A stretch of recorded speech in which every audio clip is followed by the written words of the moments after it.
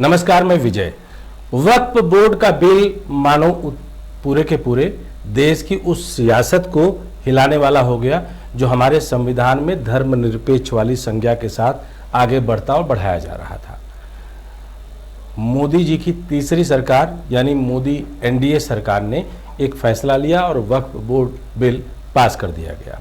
वक्फ board bill पर अलग अलग नेताओं के अपने अपने बयान हैं और उस बयान में कहीं न कहीं संविधान के अंदर उन उद्देश्यों को आलेखित करने की कोशिश की जाती है जिसमें यह माना जाता और दिखाया जाता है कि प्रधानमंत्री मोदी की कैबिनेट ने जो वक्फ बिल वाला पूरा का पूरा फैसला पास करवाया था वो कहाँ गलत है।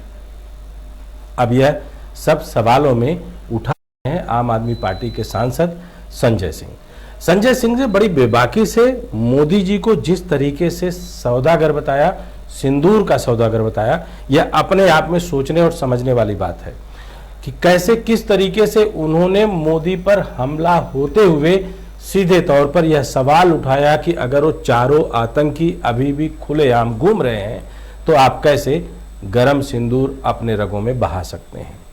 यह सब सवाल हमारे साथी मौजम और दीपक झा के साथ उन्होंने किया।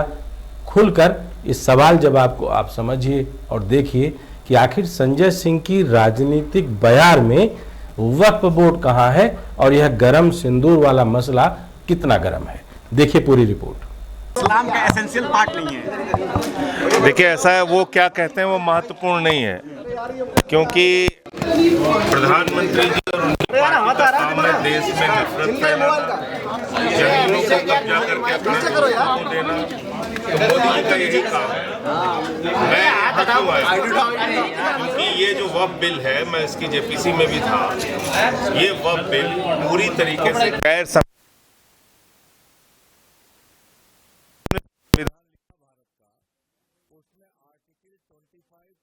से लेकर 29 तक ये अधिकार दिया है कि हिंदुस्तान के सभी धर्म के लोगों के लिए उनकी धार्मिक मान्यताओं के हिसाब से पूजा अर्चना, उपासना, इबादत, प्रेयर करने की छूट होगी, आज़ादी होगी और अपने संपत्तियों का, प्रॉपर्टी का, धार्मिक संपत्तियों का मैनेजमेंट खुद उस धर्म के लोग करेंगे।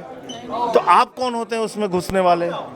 आप कौन होते हैं उसको लेके गैर संवैधानिक कानून बनाने वाले?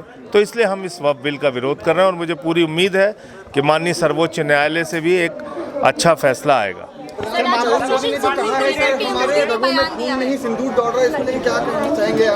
देखिए, मोदी जी सेल्समैन है, वो भारत के प्रधानमंत्री नहीं है। आप मर जाइए, आपके नाम पे वोट मिल सकता है, वो उसको बेच लेंगे।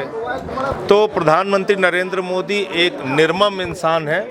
वो मौत के नाम पे, वो हत्या के नाम पे, वो आतंकवाद के नाम पे, वो जवानों की मौत के नाम पे वोट लेना जानते हैं। तो वो सिंदूर के सौदागर हैं, सिंदूर के सेल्समैन हैं और ये बात आज उन्होंने साबित की है कि एक तरफ ऑपरेशन सिंदूर जारी है, एक तरफ वो 4 आतंकवादी आज भी खुलेआम घूम रहे हैं जो कि हमारे बहनों के सिंदूर उजाड़ने के लिए जिम्मेदार है। भारत का प्रधानमंत्री कह सकता है कि हमारे रगों में गरम सिंदूर दौड़ रहा है?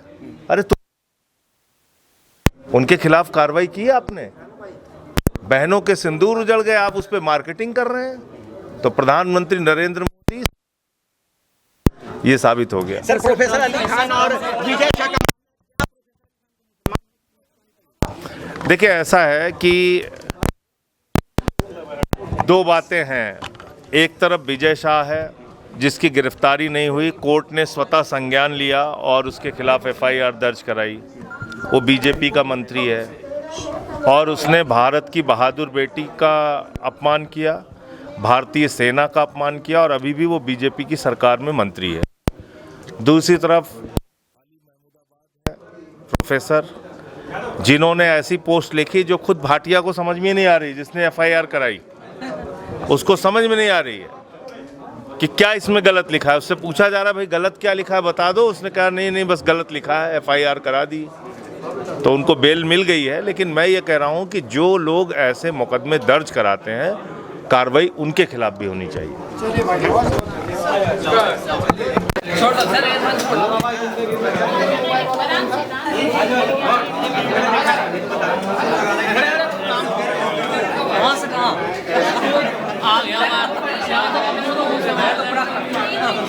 बांध रखा था कोई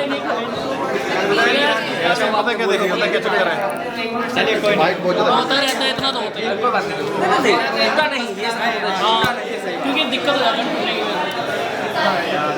माइक भाई बहुत ज़्यादा बोल कंटिन्यू तार में अड़ रहा है, बड़ी दिक्कत है।